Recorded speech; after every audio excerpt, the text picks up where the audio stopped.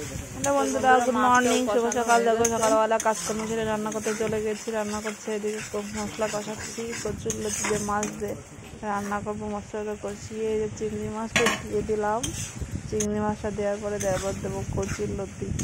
এই তরকারিটা এত ঝাল হয়েছে বন্ধুরা, কি বলবো। বাবা গমের একদম কচুর লতিটা কিন্তু আমি আগে থেকে সেদ্ধ করে নিয়েছিলাম। তারপরে এই যে মশলার মধ্যে কচুর লতি দিয়ে কষিয়ে নিলাম। এবার ঝোল দিয়ে ফুটিয়ে একটু গামাখা করে নামিয়ে নিলাম। এত টেস্ট হয়েছে খেতে, কিন্তু অতিরিক্ত ঝাল হয়েছে, চলে যাচ্ছে। আরো শিল্পুতে মশলাটা বেটেছি,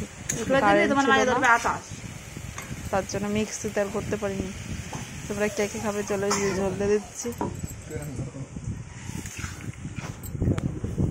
তো বন্ধুরা, তোমরা কি সকালবেলা কি রান্না বান্না করেছো, কি খাওয়া দাওয়া করেছো একটু বলো।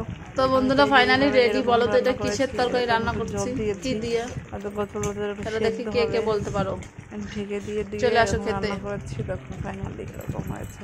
আরো শুকাবো লতিটা, আরো শুকাবো।